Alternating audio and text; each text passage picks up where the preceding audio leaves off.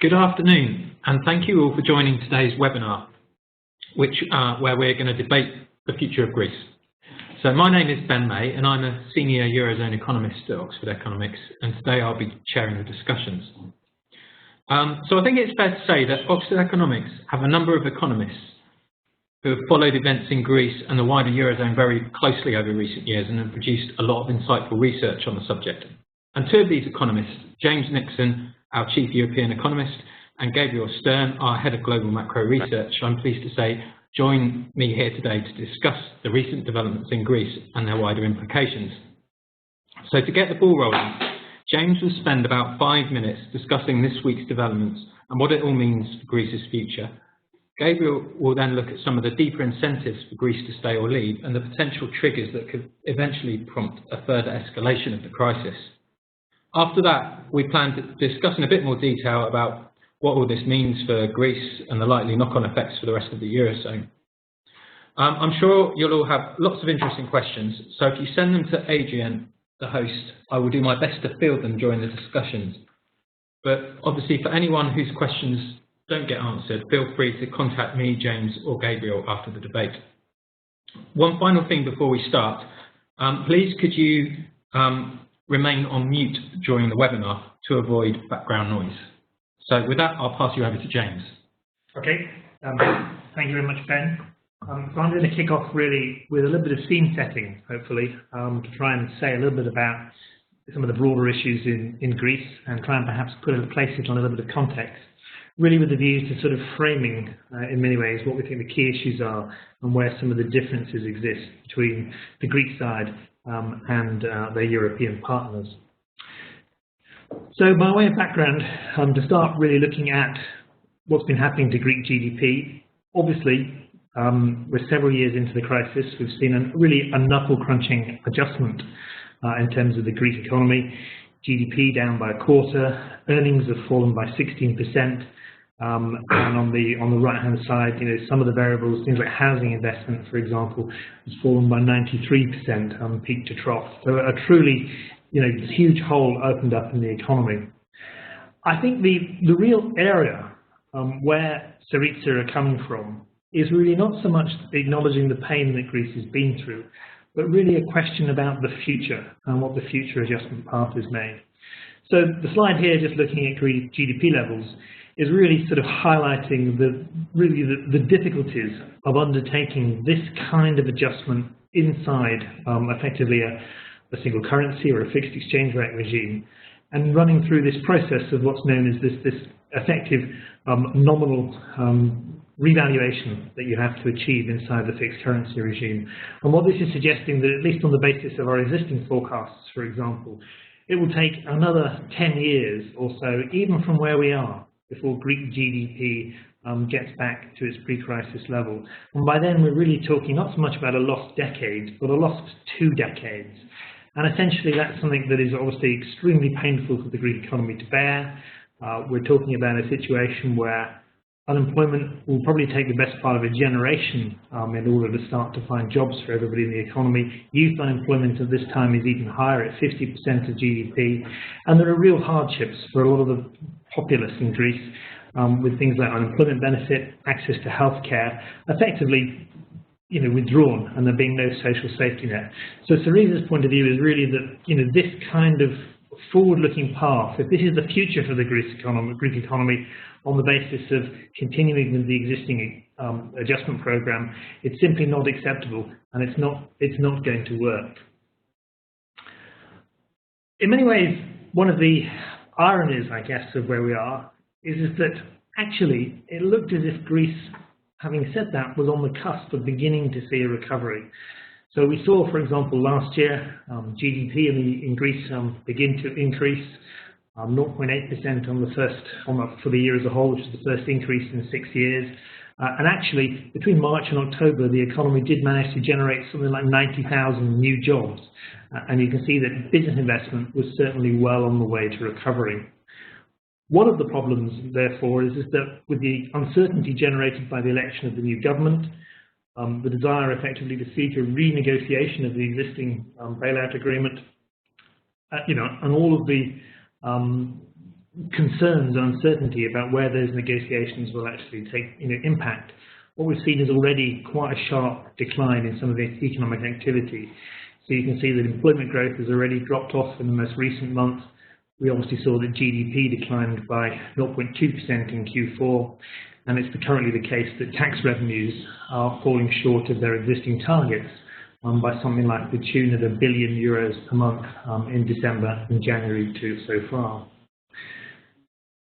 So really, coming back to some of Psoriasis Concerns, this is a chart, a nice colourful chart, hopefully just showing all the euro area countries on the basis of our existing forecasts, indexed effectively to the start of the crisis.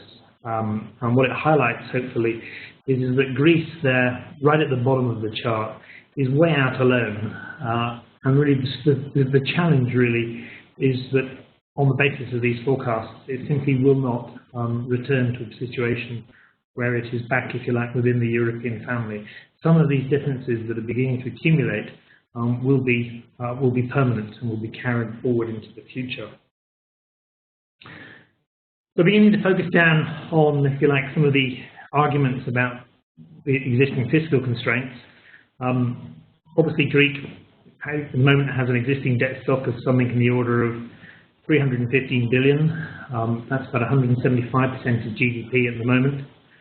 And the point I think we've argued in the past is that of that, roughly 2/3 is owed to effectively other euro area governments or in some shape or form.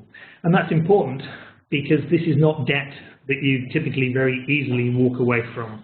And so the great challenge to a certain extent for the Greeks is that they can't just threaten to sort of redenominate this or walk away from it and default on the existing debt.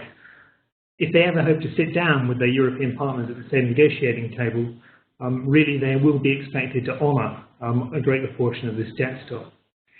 Equally, I think the big challenge for Greece is that the Europeans have already been relatively generous in some of the terms under which that debt is issued. So you can see the debt owed to European governments in terms of the original bilateral loans and the debt that has since been issued by the European Financial Services Stability Facility. All that debt, the interest payments on that, has been deferred for 10 years, so they won't start paying interest until 2023. And moreover, the interest that they currently pay is actually at very favourable rates. So, for example, the EFSF loans are charged at essentially funding costs plus 15 basis points, and the EU bilateral loans charged at effectively LIBOR plus 50 basis points. So one of the challenges that Greece immediately faces is how can you tinker with that kind of makeup of debt and actually reduce, if you like, the outgoing interest payments. So this really is, if you like, the current sort of funding arithmetic. We estimate that roughly last year, Greece paid interest payments of around 7 billion, which amounts to around 4% of GDP. And this really is, if you like, the headline target for the programme going forward, is that Greece is expected to run effectively a balanced budget with a primary surplus of an order of about 4% of GDP. And that is entirely supposed effectively to meet its existing interest payments on that existing stock of debt. So the nominal stock of debt will remain roughly constant. It will obviously fall as a share of GDP as the nominal economy starts growing again. But effectively, Greece needs all of that primary surplus to meet even those relatively generous and deferred interest payments on that stock of debt.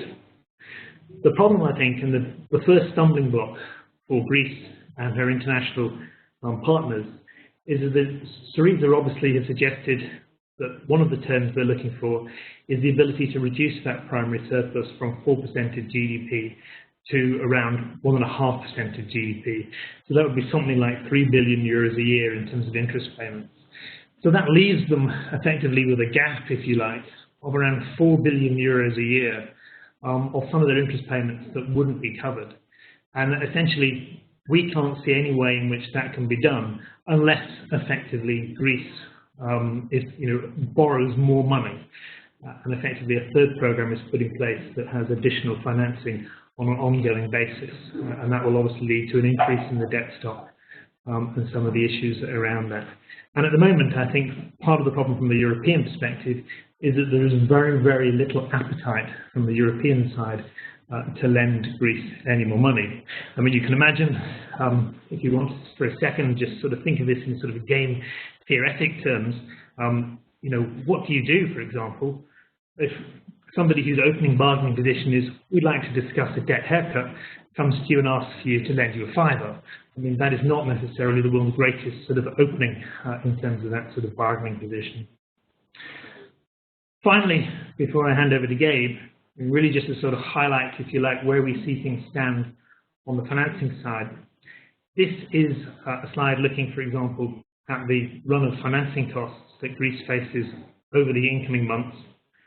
What it illustrates, I think, is that, or at least what we've tried to argue, is that notwithstanding the need to continue to roll T-bills, essentially Greece's financing needs, probably for the first and second quarter, can broadly be met by effectively cash in hand. Greece has some money from its previous issuance program. It has cash on balance sheet. There's also cash in effectively what would be the wider public sector and public corporations that it can use. And to a certain extent, it can build up IOUs and arrears. So there's an element to which probably throughout, until the end of the second quarter roughly, the outgoings, which are mainly directed at repayments towards the IMF, can be financed from sources of funds that Greece has at its disposal. The real stumbling block for Greece is really coming later in the summer, in June and July, when it has some 6.7 billion of debt to the ECB in the form of existing sovereign bonds coming due. And it's very hard to see that without some financing in place ahead of that, how Greece is necessarily going to tackle that repayment. So that's the sort of first, if you like, the first crux of the issue. And you can see in terms of where we are today, what Greece is suggesting is they would like effectively some kind of bridging loan that would carry them either through that 4-month period until the end of the second quarter, or even preferably until the end of July, so they can meet those ECB payments. And if they can get that bridging loan, then in many ways that will provide, if you like, a breathing space, a little bit of clarity and time during which Greece can begin to sort of negotiate in good faith on the basis of looking for what would effectively be a third program. The concern at the moment, I think, from the European point of view, is that there's very little appetite to grant Greece that bridging loan unless Greece is prepared to sign up to certain conditions. And this is why the Europeans have suggested that Greece look for an extension of the existing bailout. And those conditions effectively are, first of all, that they don't unwind any of the reforms that have been undertaken so far, that they honour, to a certain extent, the existing fiscal targets and don't basically run even larger deficits, and that they commit effectively to not act unilaterally and default on any of their existing debt.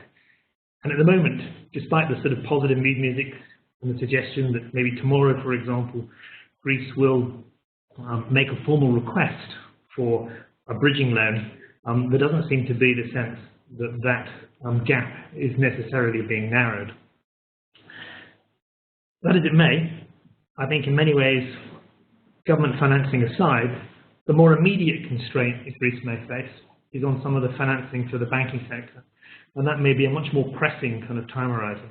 And that's really the issue that I think Gabe wants to sort of pick up on and begin to tell the story in a little more detail. Thank you very much, Ben. And also thank you very much, James. I will put a placeholder on that discussion of the banks. Before then, so that's in about 5 minutes' time. Before then, I mean, I think there's one big issue above all others that I think will determine if Greece stays in the euro area. And it's that ancient issue of love versus hate. So Greeks, well, they love the euro, but do they love the euro more than they hate austerity? In 2012, Greece gave a decisive answer in some ways in favour of love by electing New Democracy, but my it was close. In 2015, they gave, I think, a far less decisive answer. Now, I think many commentators, and judging by the price of GGBs, 2032 still at 54 and a bit today, many markets too have been too focused on opinion polls that say 75% want to stay in the eurozone, and probably not enough on the possibility that a popularist far left party that created huge problems when it was at 5% in the polls might actually mean what it used to demonstrate about. So I'm going to start actually with an experiment I conducted on Twitter. I mean, I can feel people recoiling at that notion already, but I think it's quite interesting if unscientific. So basically, James did a nice chart earlier. I'm going to split that chart in two.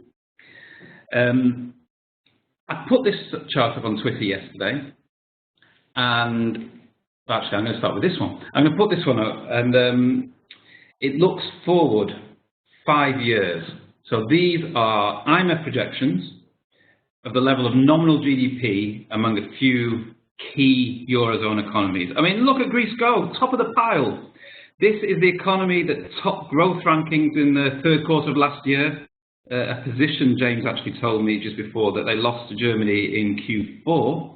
As James said, they added 100,000 to employment last year or more, and they were headed for the best recovery, as you can see here in the medium term, by some margin. Now, I have to say, it would be fair to say this chart didn't go viral. A few nods from Northern Europeans, and more than that, a few disparaging comments about how untrustworthy are IMF forecasts for Greece. Probably well deserved, that one. Certainly no excited comments from Greeks about what a rosy future they could have had were it not for that darn Varoufakis. Okay, now, I also put this chart up, which looks back 5 years. Now here, Greece is outnumbered and isolated, and that is the GDP performance you can see there, not its position in meetings of Eurozone finance ministers. So why is Portugal closer to Germany on this issue in the finance ministers' meetings? I mean, from a Greek perspective, the chart really helps explain. You know, in some ways, it literally is closer to Germany. One academic, who also happens to be a member of the National Economic Council of Cyprus, so he should know about these things, commented on the basis of the two charts.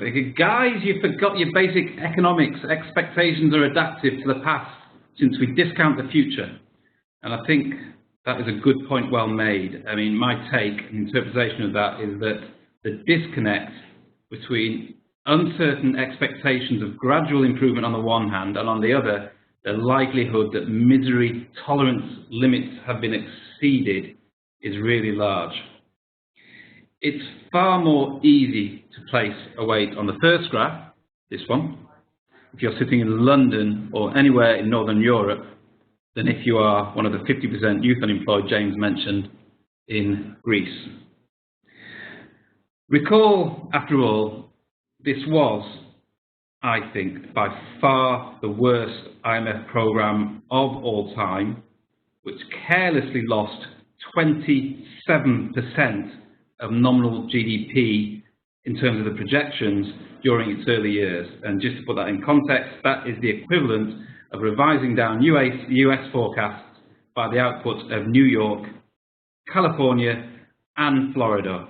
An utter disaster, partly designed that way to help French banks rather than to help Greece. No wonder they're angry. But the thing about brinksmanship is that I think people tend to underestimate its underpinnings. The presumption is that Syriza will cave in at some point, and that actually may be inconsistent with the basic economic notions of wealth maximisation. So what I'm going to do in the next few minutes is just look briefly at the incentives to stay and go in turn. I'm going to go quite quickly through the incentives to stay, not because I don't think they're huge, I think they are huge, because I don't think they will surprise you that much.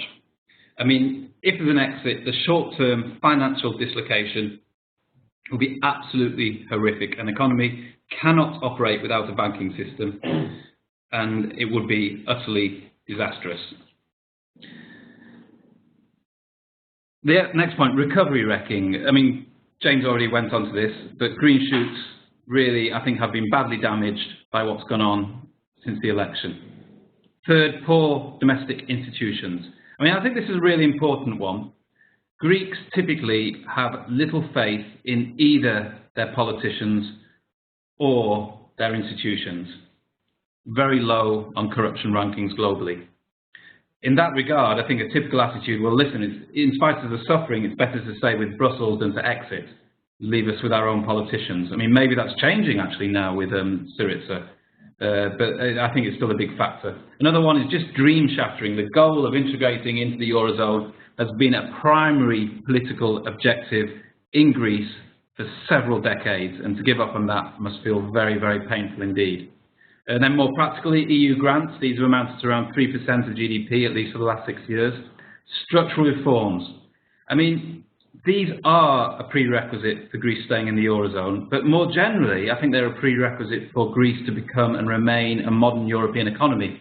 And I do think Syriza appear to be taking some really major backward steps in that regard. Unwinding structural reforms, I think, is a very bad idea. But so those may be the incentives to stay, maybe even to oppose Syriza, but I think the incentives to exit are also really big. First off, debt relief. I mean, I think it's plausible that the Greek government could secure massive debt relief on exit. The table you can see there just goes through the math. You start with 175% debt to GDP ratio, you add on some stuff for depreciation, of GDP relative to the debt stock on exit and the cost of recapitalising the banking system, and you get then to say afterwards, you say, well, what we're going to do is we're going to target a debt to GDP ratio of 130% of GDP by imposing debt relief, which I think is about what if they got an IMF programme post-exit, that's what you do, and you end up with debt relief, that's the bottom row, of an enormous 143% of GDP. I mean, not bad at all for Greece, less good if you're the eurozone. Now, you know, it might not be working out exactly like that, and I'll leave that to questions if you want to pursue the issue further, but still you can see that this is a really enormous issue for Greece and a huge incentive to exit. Next relates to deposit flight and investment. Now, by the time of exit, I reckon deposits worth around 50% of GDP will have left the banks, safe, in euros. I mean, that is absolutely extraordinary. I mean, it absolutely dwarfs any other historical experience. I mean, Argentina 2001 is just peanuts compared to that. So, 50% of GDP safe, and then some people are talking about 50% depreciation. I mean, you're talking at the extreme that those flown deposits could reach the value of 100% of post-exit GDP. Absolutely massive. Now, I used to take hedge funds down to Greece for a living, and believe me, those distressed investors and those distressed funds are also very sharp value hunters. They were all over Greece when it wasn't clear the bottom had been reached, buying up assets on the cheap. So once the utter dislocation of exit is behind us, I think you could see absolutely massive capital inflows into Greece. Both Greeks with their blown deposits and distress-focused investors all looking for bargains. So after a terrible period, which will probably last a few months, and so long as policy doesn't do a Zimbabwe, I think Greece would be fine. Finally, there's the issue of competitiveness. Now, I'm not going to say too much on that. Actually, the person sitting next to me, Ben May, I think has probably done more in looking in detail about measuring competitiveness in the eurozone and including Greece than any other person that I know of. So I'll just defer to his work, which do let us know if you'd like to see it. Now, Ben reckons that you probably do need a depreciation of upwards of 20% to make Greece competitive, and I think certainly get that and probably more post-exit, and I think that that could be another help to Greece in repairing the economy. But in general, the thought I want to leave you with here is that it's not obviously in Greece's incentive to stay in the euro. So when the Greek population supports Syriza brinksmanship, it could be that they are not being mad, crazy Greeks. It could be that they're behaving like rational, optimizing economic agents.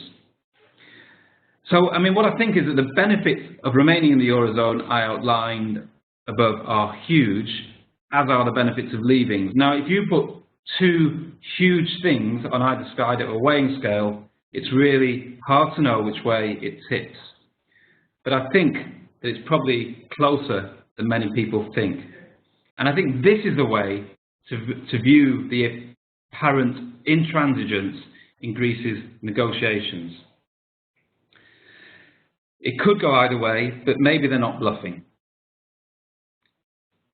Finally, I just wanted to say a few words on the triggers. I'm actually just going to focus here on the provision of ELA, Emergency Lending Liquidity Assistance. Now, you can argue about how much ELA space there is. The current limit is 65 billion. You can piece together information. It's not quite clear, as the most up-to-date information typically comes from leaks. But there may be a little bit of space left. But in any way, you know, I think the way it actually pans out and an exit occurs, I mean, the limits are one thing, but they can be changed. I mean, the way I see the crisis being triggered by ELA can come in two ways. The first is deposits flee, even quicker than they are now. Now, the way ELA works is that the ECB lends to the Bank of Greece, which then in turn lends to Greek banks. So the ECB is taking significant credit risk, huge in fact. At some point it says enough. It's going up too quickly, limits get breached. Mario Draghi calls Angela Merkel, says, right, we need that meeting of Eurogroup finance ministers now, ultimatum given, you sign or that's it. I mean, that's very similar to how it works in Cyprus. The process there got accelerated because deposits were fleeing from Laiki so quickly that there was less and less scope to haircuts. Nothing was going to be left. Now, we're not at that stage in the case of Greece. It's a slightly slower burn, but you could get to the point where the ECB says enough is enough. The second way is a more politically generated cut-off of ELA. So in that regard, the political talks just stall. ELA, or the closing of it, is used as part of a political ultimatum to Syriza. That could be used any time, and it certainly would bring brinksmanship to a head. And I would see no agreement by the end of March, and at that, by the end of February, sorry. And at that point, you could see this sort of threat being made and things getting accelerated very quickly. It could even be that at that point you might even reduce ELA limits. They're not a one-way thing, just to reinforce to Greece that you are now at the end of the road. I mean, either way, if ELA is withdrawn, Greek banks would shut down within the day. I mean, probably at the same time the announcement is made, to be honest. I mean, to me, the miracle really is not that a third of Greek deposits have left. It is more that 2/3 remain, and that if ELA was drawn, that would be the end of that. So with that, I'll just hand back to Ben, the chair, and I think going to kick off with some questions. Thanks very much. I think, as you'll all agree, those are two very interesting insights. So I think really perhaps the first thing then is to perhaps bring it back to what we've seen over the last few days. So to what degree do you think, either of you, that actually a deal will be hatched by Friday? And if so, is it going to be something that lasts a month or two whilst some finer plans are resolved, or will it be a much bigger permanent deal? I mean, from my side, I still see considerable distance between the two parties. I think the Europeans, and particularly Dijsselbloem from Monday's Eurogroup press conference, made very clear that the preference for the Eurogroup as a whole was to offer an extension of the existing bailout agreement, and the reason for that was primarily because that comes with certain conditions, and those conditions are primarily not to unpick, if you like, what's been achieved so far in terms of the area of structural reform, and critically, to a certain extent, to adhere to the existing fiscal targets. And I think the challenge from the other side, and indeed what we're likely to see tomorrow, is that Greece is going to ask not for an extension, but for a short-term loan, and at the same time has already pledged, for example, to do things like unwind some of the cuts to pensions that have been made, and effectively, was already committed to going down the road of introducing some increased spending to address what it sees as what is the humanitarian crisis in Greece. But it seems to me that those two things at the moment are admissible, and we don't have the grounds for a compromise between Greece and the European partners. So, from my perspective, I think it rather unlikely an agreement will be reached by Friday, and I also think it, on balance, unlikely that an agreement will be reached by the end of February. I mean, I'm not saying it's impossible, not ruling it out, but I think on balance, unlikely. And I think, on the positive side, at least maybe they are moving on from, debating about whether to call it a bridging loan or an extension. They're actually debating fundamentals at this point, hopefully. But I think, as James says, they are so far apart. And I actually think we should really think of Syriza's position as being what it says and not necessarily, game theorizing. So I think they're going to play it as tough as possible. I think they may be prepared to go to the wire, maybe beyond it, maybe even into capital controls. But hopefully that doesn't happen. So, but I think the bottom line is Syriza's incentive is to keep this going as long as possible, and the Europeans' incentive is to draw it to a close fairly quickly.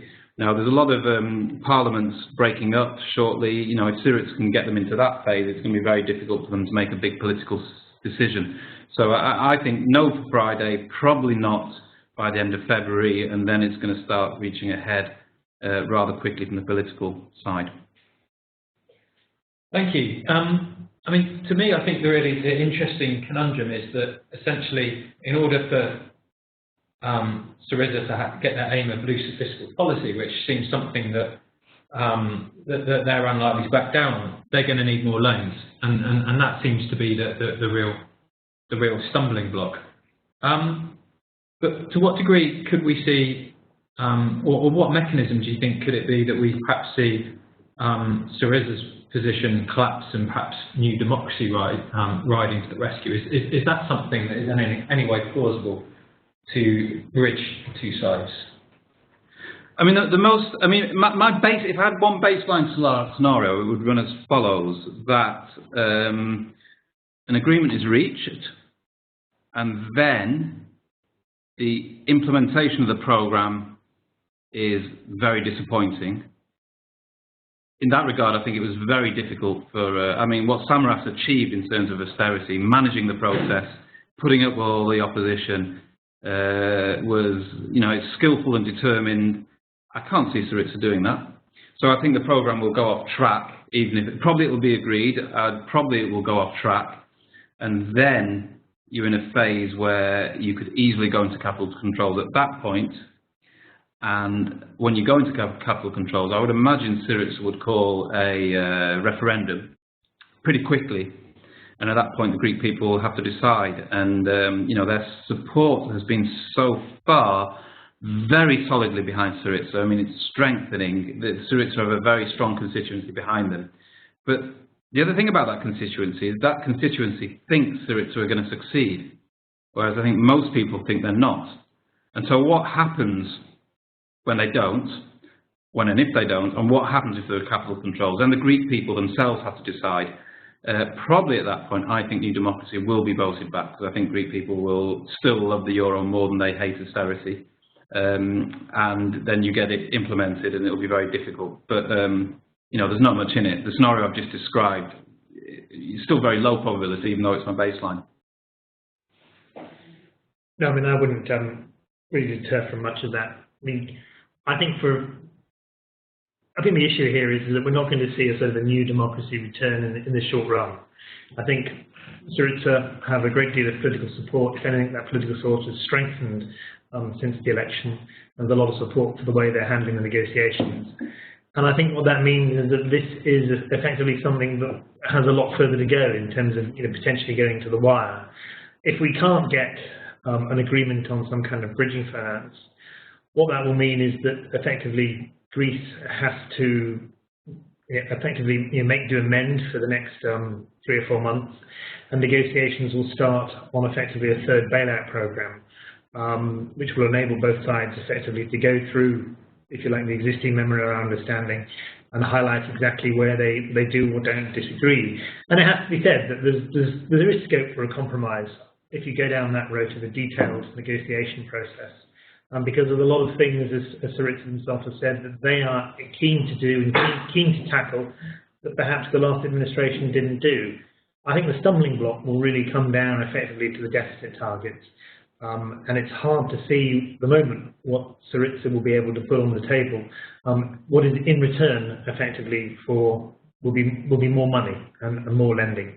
And I think, as Gabe said, during that process, at some point, what we're likely to see is effectively the ECB concerns that they shouldn't be throwing more money after bad. There'll be a firm ceiling set to the ELA. That may lead to a situation where we see the imposition of capital controls. But I think ultimately it will only be potentially after a referendum and after, if you like, that whole negotiation process has failed, that we see scope for really, essentially a new election and new democracy coming back.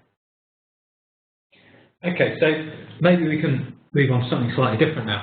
I think obviously one of the other really key issues, particularly in terms of negotiation, is the threat of contagion. I think the common consensus is clearly that contagion threats are much less than 3 years ago.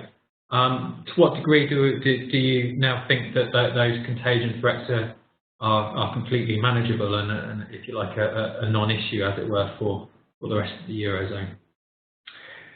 Obviously a lot has changed since 2012.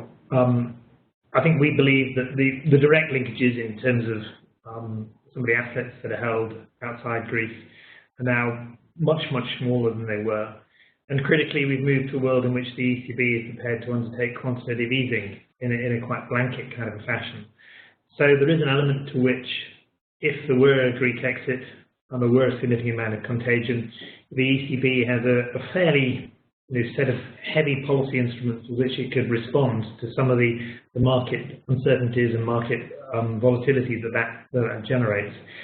Nevertheless, and this is sort of an advert for a paper that we hope to release later this week, there is an element to which I think if a country were to seriously exit the euro, I think to a certain extent that demonstrates to the financial markets that the euro is not irrevocable, and that inevitably must mean that financial markets have to start thinking about pricing in a currency risk premium into European assets. And I think the real challenge here is that in the wake of the financial crisis, there are a number of European countries that have relatively high debt to GDP ratios that are really on the border of their debt stocks being on sustainable debt trajectories. And if there were a significant increase in some of those countries' funding costs, that could be enough to tip them over the edge. That's a scenario that I think if countries did run into significant funding difficulties would effectively require them to seek assistance, potentially triggering, for example, on top of QE, maybe the introduction of the ECB's OMT program. So I think for me, the concern in Europe is that there's this risk that this could be sort of a Lehman-esque sort of moment where somebody sort of takes the decision that actually the implications of the Greek exit are actually relatively modest and contained. But in reality, the practice may be very far from that. Thanks, James. From my perspective, I think, as James said, contagion risks are far lower than they were a few years ago. They're still there, but I think in order to really generate a big bang for your buck on contagion, probably you need to tell a narrative in which Greece exits, very unpleasant. So this is going to be on the TV screens night after night, week after week, banking systems shut, utter financial dislocation. It's going to cause some ripples. But then what happens after that? If the ECB does the right thing, if the politicians come around, it could be okay. But, what happens if the ECB just makes policy mistakes, doesn't settle down markets? And the other thing I think that could really go wrong is, I don't know if you'd call it political contagion, but certainly I think there is a possibility the popularism and frustration with the eurozone spreading. I mean, if you look at the Portuguese stance, there are huge tensions within Portugal. So the Portuguese government, centre-right government, is firmly in Germany's camp. On the other hand, the probable future prime minister, socialist, is by no means there. And if you did see a socialist government coming in Portugal, see what happens in Greece, then in a way it's kind of conditional contagion. You could see really big spike in Portuguese bonds at that point. So I think certain things have to happen. But if policymakers really do the right thing, it should still be containable, at least in the baseline. But I won't want to prejudge, because I know there's a very interesting note by two authors sat either side of me over the next few days. On the contagion, I think the other issue, which neither of you mentioned, I don't know what your views are on this, but what about contagion if Greece actually leaves and does very well? What does that mean for the single currency? So 2 years down the line, if Greece is growing even more quickly than those IMF projections suggested. Oh, Ben, good question. Yeah, I think still there, if you're an Anglo-Saxon, it's very easy to underestimate how much Europeans love the euro, because we tend to be fairly sceptical about it in the UK, and sometimes for good reasons. But I can't help feeling that even if Greece does economically well, the bottom line would be that people would still want to stay in the euro. The Portuguese would still want to go there. But it's when what I think it would do is if it got to the precipice in another southern European country, the fear would go down. The bargaining would be harder. They'd play their hand a lot harder, even than Syriza is. Okay, so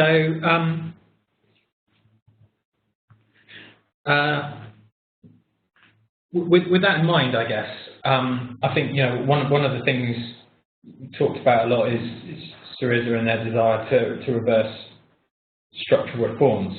If, for instance, that is one of these things that is a real policy rather than a negotiating stance, which they're determined to continue. If we were to see an exit of Greece and there was a reversal of structural reforms, would that exit prove to be a disaster? In essence, would we fail ever to see a decent rebound in growth? I'm not sure if I would go that far. I mean, I think there are a number of issues here. On the one hand, in many ways, the attractiveness of exit is, leaving aside the fact that it bankrupts your financial system and wipes out your savings, and therefore also probably bankrupts most of the corporate sector. But after that, and the huge losses that would entail, you do effectively reach a point where you reach bottom effectively, and you can potentially bounce back from that much more quickly and much more positively. I mean, there's a letter, for example, in the FT today that makes this is exactly what Turkey did, for example, in the 1990s, and was in a situation where it was able to introduce structural reforms, but on the back of a depreciation. So I think in many ways the deeper issue for Greece is whether inside the single currency it can actually undertake the kind of nominal adjustment it needs, and whether actually implicitly the issue here is that if you need a nominal adjustment, the best way to do that is actually change some of the nominal variables, and that may mean actually contemplating an exit. In terms of the structural reforms, I think it really depends on what the mix is. The concern I think that a lot of the Europeans have is that if some of these reforms, for example, undermine some of Greek competitiveness, reverse, for example, some of the measures that perhaps have improved potential growth, then these are things that would go some way to effectively lengthening Greece's adjustment window inside the single currency. You'd be talking, if competitiveness were reduced, then Greece would have to sort of wait even longer for a rebound in export, and if potential growth were reduced, then that's effectively going to make it even more difficult to start generating sufficient growth to start repaying some of the existing debt stock. So I think it depends on the actual mix of the structural reforms, but it doesn't seem to me at the moment that exactly what's proposed would necessarily mean that we wouldn't see a sharp rebound in a in an exit scenario? Yeah, I mean, from my perspective, the reversal of structural reforms is a kind of disaster for the negotiations and a really backward step. And if you're the eurozone and being asked to provide more money and reverse structural reforms, which is exactly what Greece needs to make it a competitive member of the eurozone, really you're going to be very frustrated by that. Once they exit, well, if you're uncompetitiveness, I guess you can always devalue, so maybe it doesn't matter quite so much. But I do think that private sector wages in Greece are now unbelievably flexible anyway. But the size of the state is still probably too big, at least in the long run. But I guess as I said, you can always devalue, so it just affects the long run growth path, I suppose. I guess also that there's an exit in some ways would resolve the uncertainty about what currency they were going to have in 10 years' time, which may persist for a long time within the euro, and I guess that's also a big support for growth. So under the assumption that Greece were to leave and it wasn't a complete and utter disaster, what do you think is the likely path of growth? So do you think it will be a year of recession followed by strong growth, or rather longer period of weakness? I mean, my take would be, I think it would be quicker than most people think. So I guess, you're not going to have a banking system, so that's disastrous until you get this new currency going. But I think in the Argentine case, investors were hovering around really quickly within 3 months, I think. And then you picked off the industries in turn. First the exports orientated, assuming that they can keep their own export receipts, and then you move on. A lot of the firms in Argentina got, were just, even the ones that didn't need it managed to get haircuts because they were perceived as in such distress on their bonds. So I think in Greece, I think after 6 months, as I say, you think you'll get the money flowing in, and I think you'll get a pretty decent recovery. After that, well, I mean, there's still years of catch-up in a way, because I don't believe this, the 25% unemployment can stay forever. It just doesn't sound possible. So, and that's a huge, just getting people back to work. If you think of a production function with L in it, getting people back to work has to boost output. So, I think they can have a decent recovery of, 3%, 4% growth for a while once they, suffer the immense pain of exit. I think really the issue about exit is it's a growth versus levels thing. I mean, there would be potentially quite a precipitous drop in levels, but you would from there potentially start to grow back quite rapidly, and that might mean, for example, that in terms of employment growth and unemployment, that's actually a better trade-off, because as I say, the issue in some respects with the nominal adjustment that Greece has to undertake at the moment, the problem with austerity is that it's going to take 10 or 15 years for Greece to really work off some of the imbalances that it has and get unemployment down to a sustainable level. And I think that's the challenge for the economy, and that's incredibly difficult for an economy to bear, 10 or 15 years of hard labour. Whereas, if having taken GDP down by a third or something, the economy does start to grow more rapidly, that may be a more acceptable political trade-off. So I think probably we're starting to run a little bit short of time. So perhaps one last question, bringing it back to the rest of the eurozone. If we were to see a Greek exit, what do you think that would mean for the rest of the eurozone in terms of would it be the catalyst for more fiscal political union? Or do we think that it would be policymakers would almost see it as vindication of the muddle-through approach working? I think in terms of the longer-term implications, clearly, if there is an exit, I think that could unleash potentially quite severe contagion effects on Europe that initially the central bank would have to contain. But ultimately, the challenge for the ECB would be, could you really find a way to put the genie back in the bottle, where you sort of, reconfirmed effectively that the single currency was irrevocable?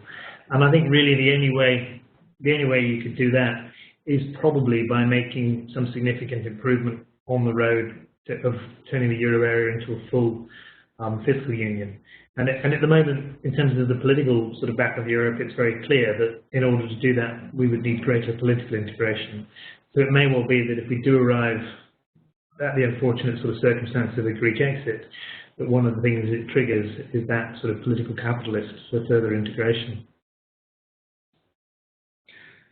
Okay, I think we're going to bring that to an end now, but what I'm just going to flash up on the screen is our website, where there is a dedicated page for Greece, and there we will put up this this presentation there at some point in the future, I'm sure. But also there is a huge amount of material there that has been produced by various members of the team, which tackle some of the issues we've talked about here and many more.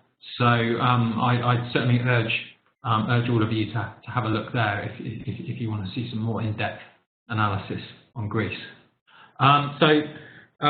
Apologies to anyone whose questions we weren't able to get through there, but obviously if either you email us or give us contact details, we can aim to answer those afterwards via email. And yeah, so thank you all for listening in, and I hope you enjoyed it.